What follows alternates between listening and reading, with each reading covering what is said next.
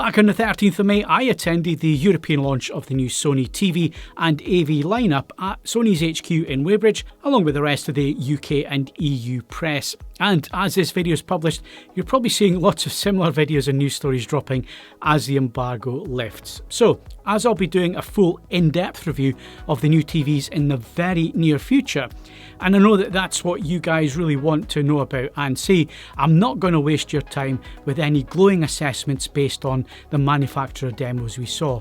And the big talking point in news for AV and TV enthusiasts is the lack of any new QD-OLED model being announced, with BRAVIA 8 Mark II continuing to be the flagship. And what will be very disappointing news for those UK enthusiasts is that we won't be getting the 77-inch model in 2026, and that was confirmed by Sony Europe's Neil King when he was asked the question directly.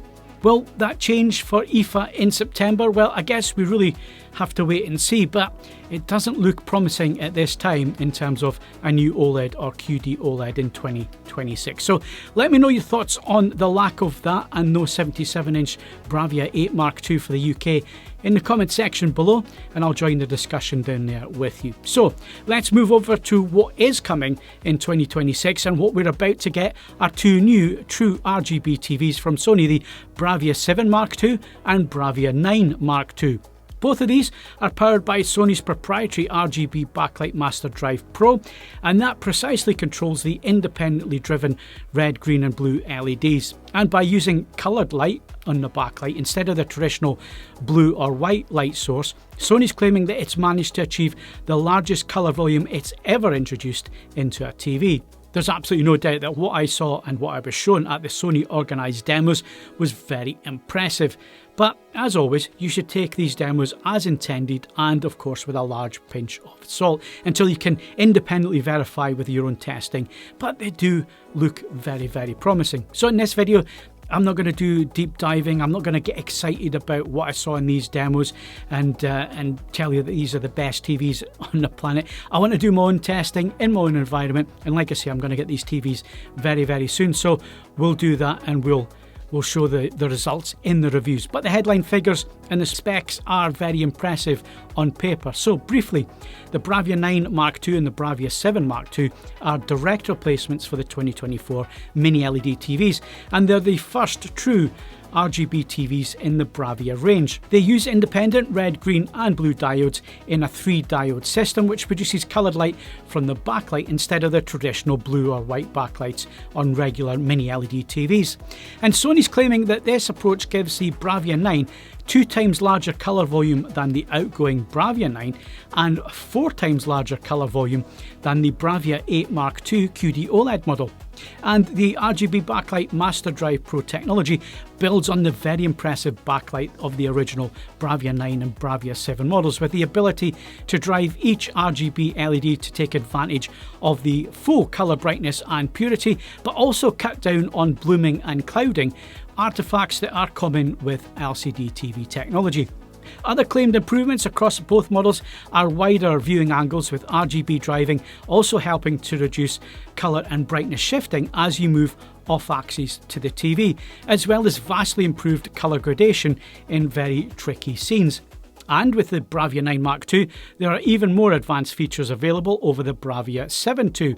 These included a newly developed LED controller, which gives even more advanced backlight control, helping to expand the colour volume even further, with smoother gradation and again more accurate hues at higher brightness levels, making sure that there are no colour washouts as scenes get very colourful and very bright.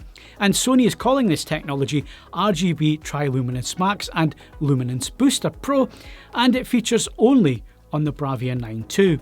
The other unique features on the 9 II are Immersive Black Screen Pro, which is a newly engineered glare-free and low reflection screen treatment, which Sony claims delivers rich, deep blacks even in very bright living room conditions. Those had input on the film's development from Sony Pictures Entertainment to make sure that it preserved the creator's intent. Now, both the 9 and the 7 II also have studio calibration modes from Netflix, Prime Video and Sony Pictures Core services, as well as support for Dolby Vision, HDR10 and HLG HDR formats, as well as Dolby Atmos and DTS:X audio, which will please many users out there. So, why is Sony only concentrating on the LCD TVs at this point in their 2026 launch cycle? Well, they genuinely believe that with true RGB technology and their processing know-how, along with the affordable scalability of LCD technologies to much larger screen sizes than OLED, it gives these TVs the edge for movie fans and those looking for premium large screen viewing experiences. Now, there are no claims of OLED killers, and Sony's not killing off their OLEDs. They believe both technologies are important for different use cases. And I have to say that I am genuinely intrigued to get both of these TVs on the test bench and of course in my living room to see just what all the fuss is about in my own environment with my own testing regime. So, while this is a short video covering the main headlines, stay tuned for the actual independent and unbiased review of the TVs coming very soon. And there was also other products announced at this launch event. There were new speakers and soundbars, and you can read all about them in Ian's news article on AV Forums, which has a few more details and pricing information. So, what's your thoughts on the BRAVIA 7 and 9 Mark II TVs? Are you looking forward to seeing them in action? Are they TVs that you would consider for your own living room or home theatre? Let me know in the comment section down below. And if you don't want to miss my full in-depth reviews of the BRAVIA 7 and BRAVIA 9 Mark II true RGB TVs coming very soon, then why not subscribe to the channel? And if you found this video useful, then please do give it a like. I'm Phil Hinton, thank you very much for watching, and I'll see you in the next one. Goodbye.